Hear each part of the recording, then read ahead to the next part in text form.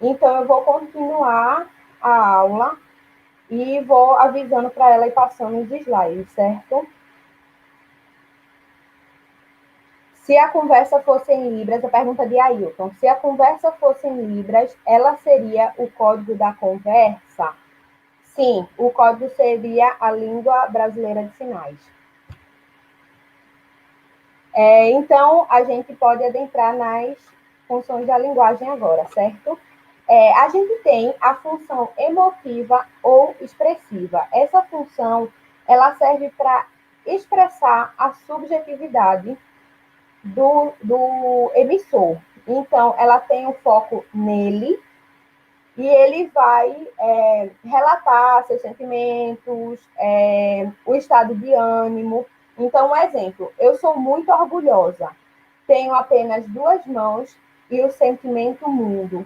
Então, assim, são uma pessoa está falando e ela está dizendo como ela se sente, ela está exteriorizando isso, certo?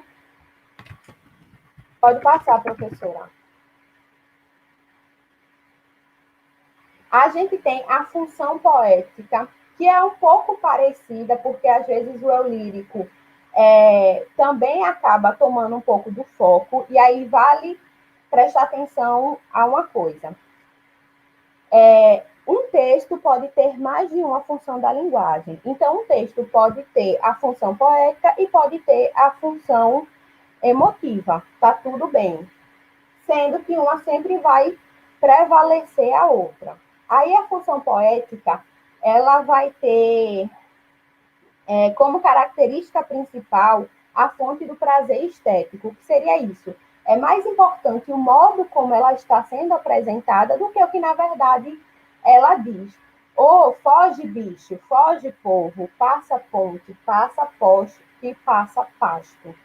A gente vê que está bem arrumadinho, está bem elaborado, mas aí você teria que interpretar para poder entender melhor o contexto. Não necessariamente a mensagem é o principal na questão da função poética. Professora, pode passar.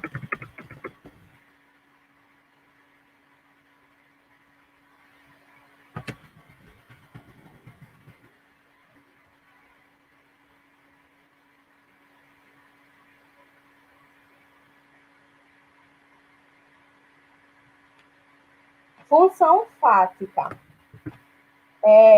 A função fática, ela tem como função preservar e manter e criar laços sociais. Então, é muito comum em diálogos. Quando eu estou aqui conversando com a Sabrina, por exemplo, eu estou criando um laço e eu estou tornando forte esse laço. Então, a função fática irá prezar pela interação entre os interlocutores, portanto, entre o emissor e o receptor. Exemplo, voz estranha, gripada, ela responde, faringite, deve ser o sereno. No mínimo, está saindo todas as noites para badalar. E se tivesse algum problema? Não, imagina, agora você é uma mulher livre. Pode passar, professora. A gente tem a função conativa ou apelativa, que, como o nome já diz, né, vai apelar. O objetivo é convencer, influenciar o receptor da mensagem, certo? Então, beba Coca-Cola, use máscara. Normalmente vão vir com... A linguagem vai vir no imperativo, né? Como que uma ordem, ou vai apelar para outras funções, como a função emotiva, para tentar lhe convencer de algo, certo? Pode passar, professora. A gente tem a função referencial ou denotativa, que vai se centrar na informação. O objetivo é passar para a gente o que está acontecendo. Então, quando a gente vê uma matéria jornalística, ela está se utilizando majoritariamente da função referencial, porque ela está chegando ali, está nos entregando aqueles dados e pronto. Então, o exemplo que a gente trouxe, de acordo com os dados facultados pela Polícia Militar, sobe para 12 o número de vítimas em estado grave após o confronto entre as equipes de futebol nesta quarta-feira, entre as quais 3 mulheres. Outro exemplo, numa cesta de vime temos um cacho de uvas, uma maçã, uma laranja, uma banana e um morango. Certo? Então, mais uma vez, dando uma informação do que tinha nessa cesta. Certo? Pode passar, professora.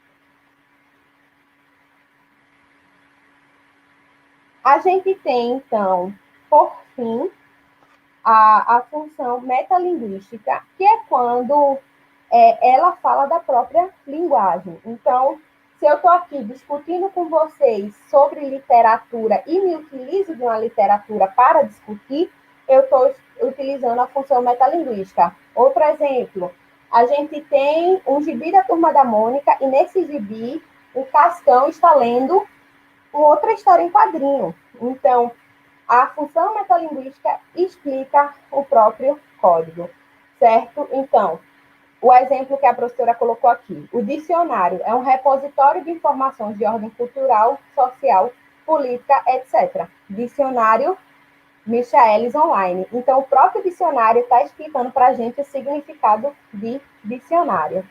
Tranquilo? Então, a gente vai agora. A gente elaborou uma ficha de exercícios para a gente responder. Ela voltou para o começo. Um instante.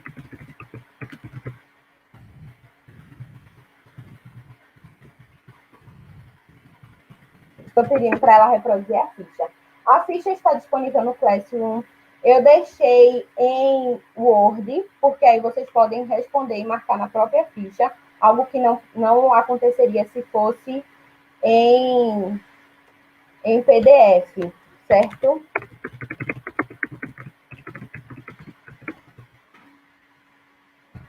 Aí eu vou reproduzir a ficha aqui com vocês e vou resolver as questões juntamente com vocês, porque eu não tenho como. O máximo que eu posso fazer aqui é ler e perguntar para vocês as respostas para depois eu entrar com isso, mas eu não tenho. A gente não tem tempo hábil e prazo mesmo, assim, ao longo do ano letivo para a gente leva para casa, faz, retorna, leva, retorna, né? A vida do vestibulando, vocês bem sabem, é complicada, é muita coisa para dar conta.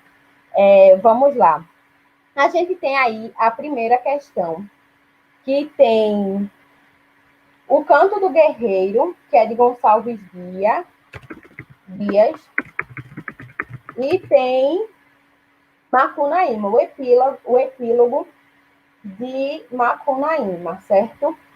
O que é que eu sugiro para vocês, enquanto experiência, quando eu fiz o vestibular? Sempre leiam as perguntas primeiro, porque o problema do Enem, o maior dos problemas, é o tempo, que é muito curto. E, às vezes, vocês vão ver no decorrer dessa resolução de questões que, às vezes, o texto não é necessário de ser lido. Eu não sei nem se isso é uma coisa que eu posso estar dizendo em um pré-vestibular, mas isso realmente acontece. Então, o tempo que a gente gastaria em uma questão, ele vai sobrar para a gente utilizar em outra. Então, é muito importante a gente focar nisso. Nesse caso, vamos ver a pergunta primeiro, sempre, até para a gente poder voltar e buscar o que o autor realmente quer, né? O que a prova realmente quer. Considerando-se a linguagem desses dois textos, verifica-se que. Então, aí a gente realmente precisa ler o texto para poder entender qual é a resposta que ele quer. De cara, a gente percebe uma coisa, que é outra dica que eu dou para vocês. Tentem conhecer os autores. Como assim? Eu preciso ler tudo de cada autor que cai no Enem? Não. Mas vocês peguem os autores que mais caem e tentem pesquisar o que eles mais trabalham, certo? Porque, vê, a gente tem aqui o Canto do Guerreiro, de Gonçalves Dias, e a gente tem Macunaíma. E os dois tratam de questões dos povos indígenas, falam dos povos indígenas, apesar de um pouco caricaturado, apesar de ser uma literatura, portanto, fictícia, mas eles trazem isso. Então, a gente já sabe o foco dos dois textos, sem nem ter precisado ler agora. Mas vamos lá. O Canto do Guerreiro, o que é que tem aí?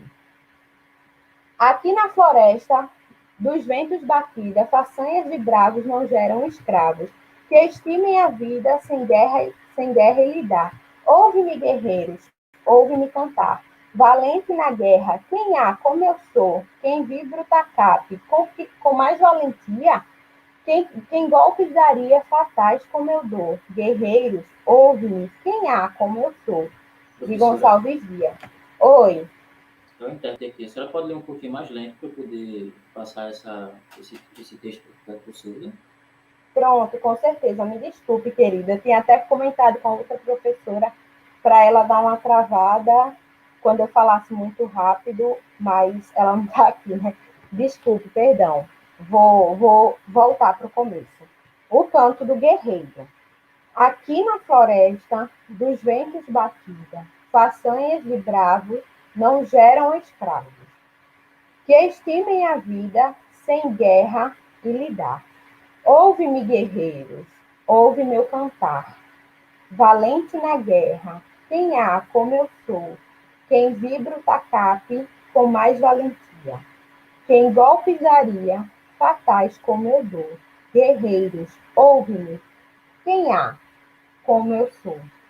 De Gonçalves Dias. Agora a gente tem o epílogo de Macunaíma. Acabou-se a história e morreu a vitória. Não havia mais ninguém lá. Dera Tangolomangolo na tribo Tapanhumas, e os filhos dela se acabaram de um em um. Não havia mais ninguém lá. Aqueles lugares, aqueles campos, furos puxadouros, arrastadouros, meios barrancos, aqueles matos misteriosos, tudo era a solidão do deserto. Um silêncio imenso dormia à beira do rio Uraricoeira. Nenhum conhecido sobre a terra não sabia nem falar da tribo, nem contar aqueles casos tão pançudos. Quem podia saber o herói? Mário de Andrade. E aí a pergunta diz assim: considerando-se a linguagem desses dois textos, verifica-se que a função da linguagem centrada no receptor está ausente tanto no primeiro quanto no segundo texto. Vocês percebem isso? Porque a mim não me parece que seja essa alternativa, certo? Porque, vê, a função da linguagem centrada no receptor está ausente tanto no primeiro quanto no segundo texto. E isso é errado, porque em ambos os textos ele faz perguntas para o receptor, ele se volta para o receptor. Então já não é essa alternativa. Na letra B, a linguagem utilizada no primeiro texto é coloquial, enquanto no segundo predomina a linguagem formal. Isso também não é verdade, porque se a gente perceber, ambos os textos eles trazem uma linguagem literária, uma linguagem um pouco uma linguagem que não é do cotidiano do leitor, inclusive utilizando-se palavras que a gente não conhece. A letra C, há em cada um dos textos a utilização de pelo menos uma palavra de origem indígena. E aí a gente retoma os textos para verificar se isso é verídico. E aí a gente percebe que no texto de Macunaíma, ele usa Tapanhumas, Uraricoeira, então tem. Mas e no outro? No outro tem alguma? Aí a gente vai lendo, a gente vai olhando e encontra tacape, que também é uma palavra de origem indígena. Então, a resposta correta seria essa. Mas aí a gente tem que continuar, porque às vezes tem a resposta, digamos assim, mais correta, certo?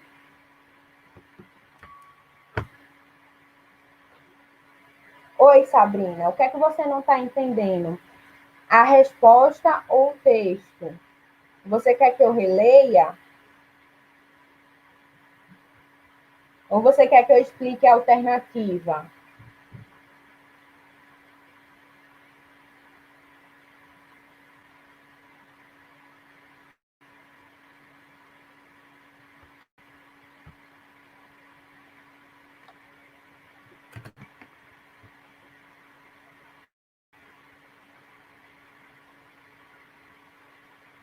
A resposta, pronto. A resposta correta aí, como a gente viu, seria a letra C. Porque a letra A, ele diz que não está se dirigindo ao receptor. E isso não é correto, porque nos dois textos eles perguntam algo para o receptor. Então, eles se dirigem ao receptor, certo?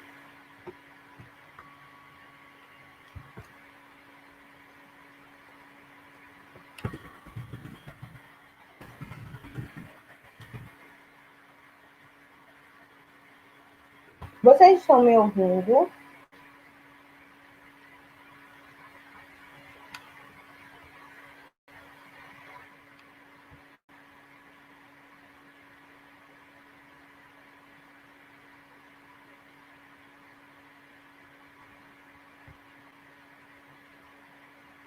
Eu acho que os alunos estão ouvindo, né? Sim, sim, sim. Então, eu vou dar continuidade, tá certo, gente?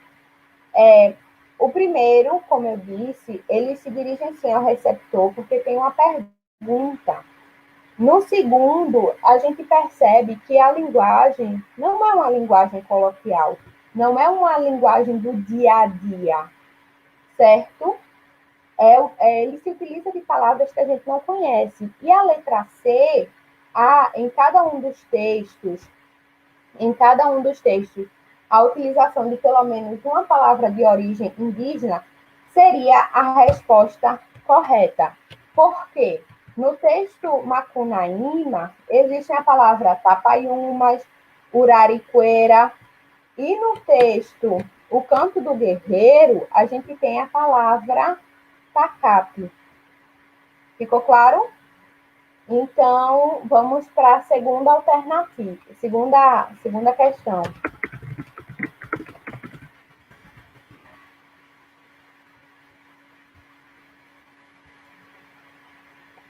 A segunda questão, mais uma vez, como eu disse, primeiro, leitura na pergunta. Nos textos em geral, é comum a manifestação simultânea de várias funções da linguagem. Aquilo que eu comentei para vocês, né? Que pode haver mais de uma função. Com predomínio, entretanto, de uma sobre a outra. Vai haver uma principal. No fragmento da crônica Desabafo, a função da linguagem predominante é a emotiva ou expressiva, pois, vejam, eu vou ler o texto com vocês para a gente resolver a questão, mas não precisa. Essa é uma questão que ele já está dizendo. A função da linguagem é emotiva. Por quê? Então, ele quer a característica da função. O texto ele vai dizer assim: desabafo. Desculpem-me, mas não dá para fazer uma crônicazinha divertida hoje. Simplesmente não dá. Não tem como disfarçar. Esta é uma típica manhã de segunda-feira, a começar pela luz acesa da sala que esqueci ontem à noite. 6 recados para serem respondidos na secretária eletrônica. Recados chatos. Contas para pagar que venceram ontem. Estou nervoso. Estou zangado. O discurso, aí a gente tem as alternativas, né? A letra A.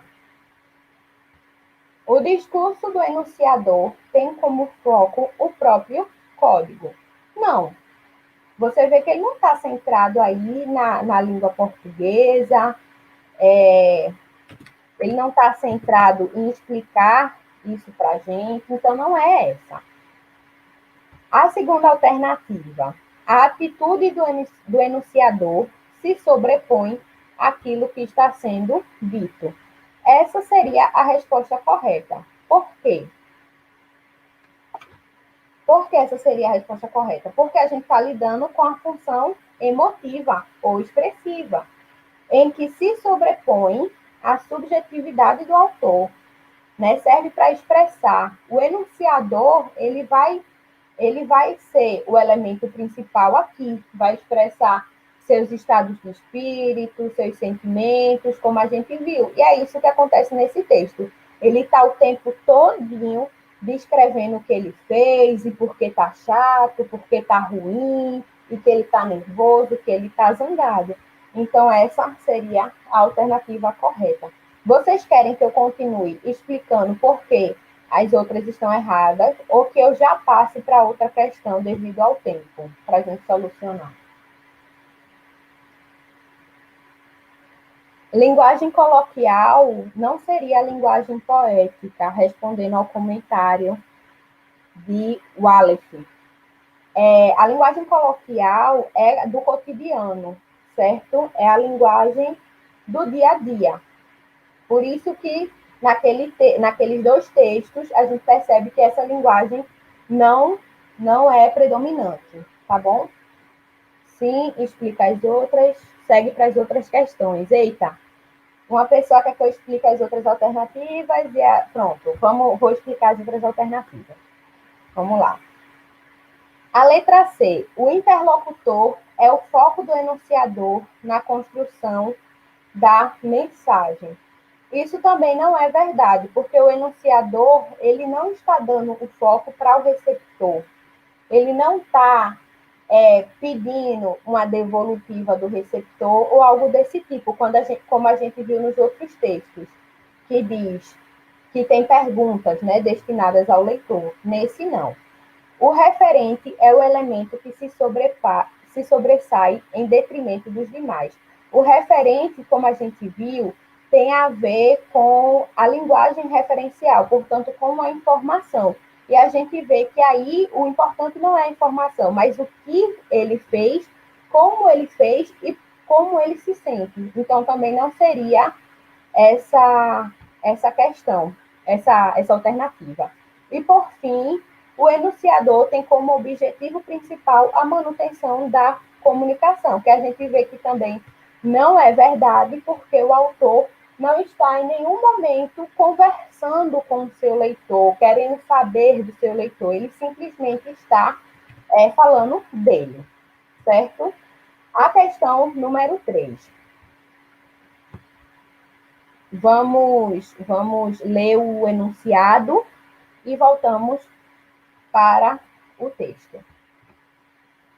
Pela insistência em manter o contato entre o emissor e o receptor, predomina no texto a função. Veja, mais uma vez, é uma questão de não precisar ler o texto, porque aí ele já está dizendo qual é a característica principal. A característica que ele está dizendo para a gente é assim: o contato entre o emissor e o receptor, portanto, o diálogo, criar laços, manter laços, conversar. Que função seria essa?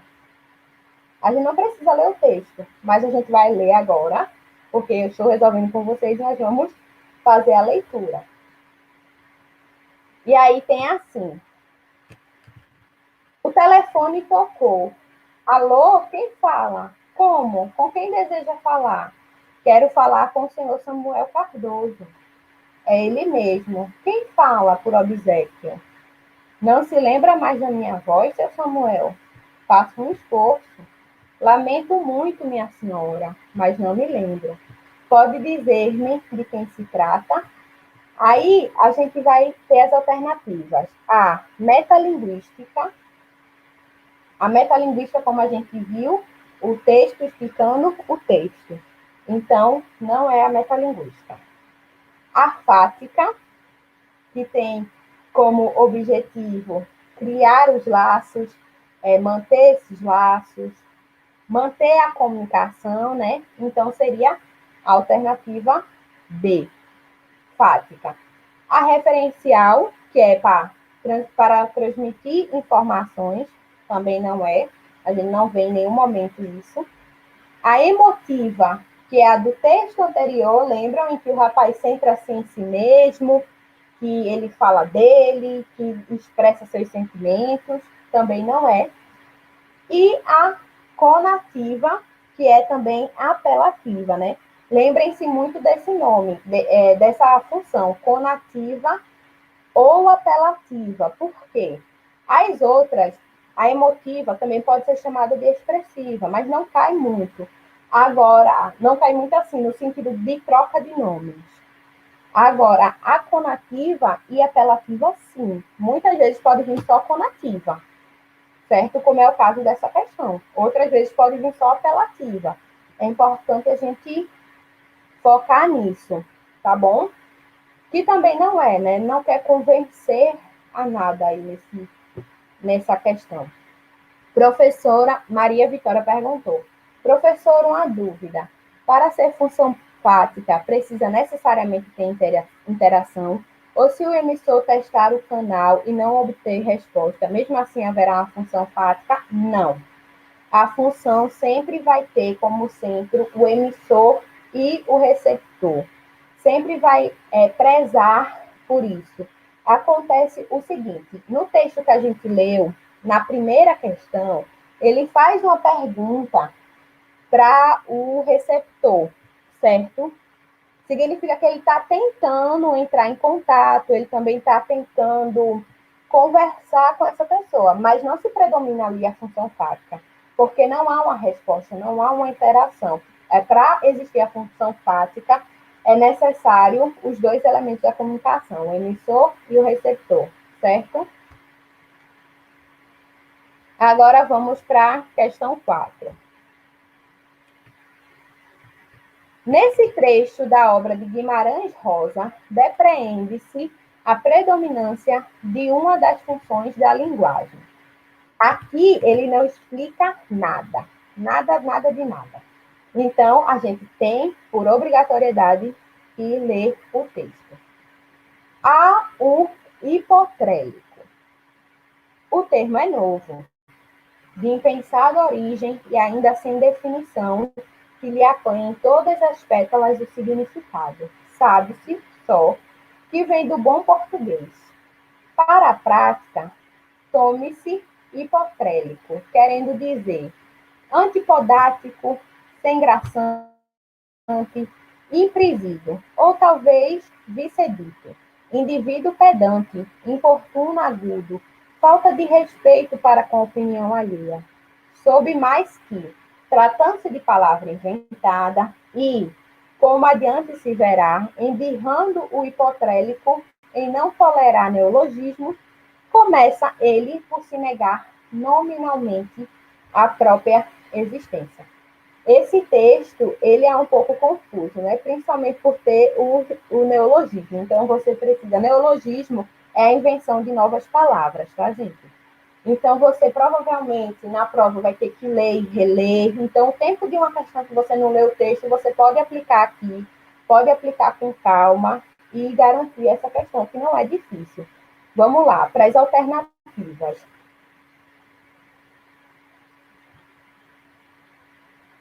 Pode descer, professora. Pronto. A gente tem a primeira alternativa, que diz assim: metalinguística, pois o trecho tem como propósito essencial usar a língua portuguesa para explicar a própria língua. Por isso, a utilização de vários sinônimos e definições. Essa é a resposta correta, tá, gente? Porque a gente consegue perceber que utilizando-se, professor, um instante, Ailton da Silva perguntou: professora, tem como único texto ter duas funções? Sim, um texto ele pode ter, sim, mais de uma função, portanto, duas, três, todavia, uma vai ser predominante, certo? E aí, a partir das leituras que a gente vai fazendo, dos estudos que a gente vai fazendo, a gente consegue identificar quais são as funções predominantes dos textos, mas pode sim, tá? Então, essa é a alternativa correta, a letra A, metalinguística.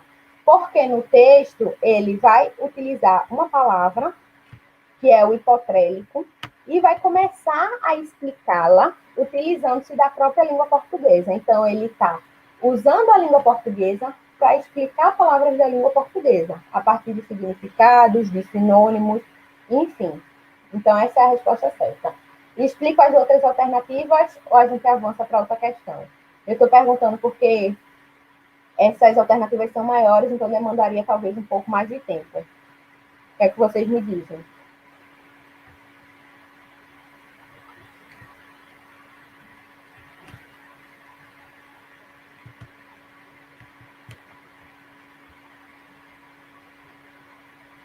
Sim, avança. Então, vamos lá. Questão 5.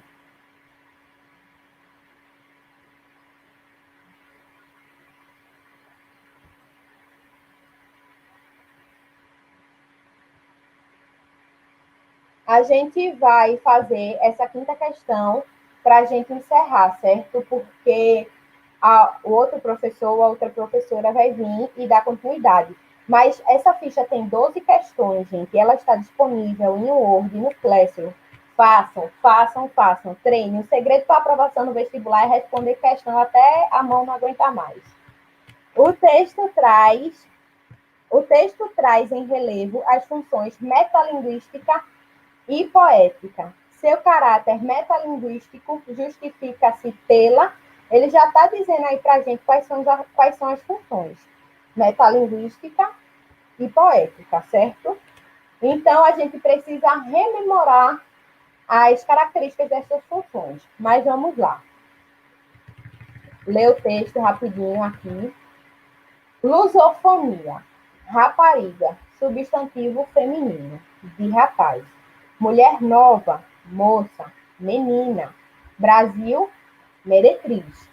Escreva um poema sobre a rapariga que está sentada no café, em frente da chavena de café, enquanto alisa os cabelos com a mão, mas não posso escrever a este poema sobre essa rapariga, porque, no Brasil, a palavra rapariga não quer dizer o que ela diz em Portugal.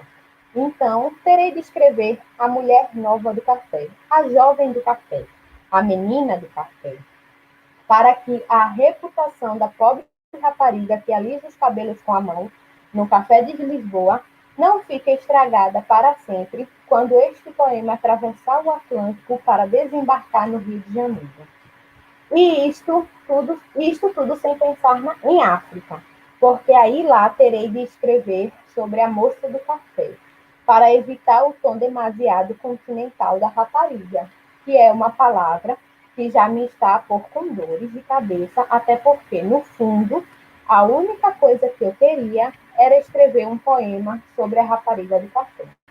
A solução, então, é mudar de café e limitar-me a escrever um poema sobre aquele café onde nenhuma rapariga se pode sentar à mesa, porque só servem café ao balcão. Então, a alternativa aí, eu já vou pular para a alternativa correta, seria a letra D. Por quê? Predomina as funções metalinguística e poética. Ele só quer saber por que são essa linguagem. Então, a letra D diz tematização do fazer artístico pela discussão do ato de construção da própria obra. Ele está escrevendo um poema ao mesmo tempo em que discute o fazer desse poema, em que discute quais palavras ele irá usar para escrever, certo, gente? Então, o tempo deu, sim, Diana, então eu já vou. Muito obrigada, gente. Eu espero muito que vocês resolvam essas questões, que pratiquem muito. Tenham um bom dia de aula.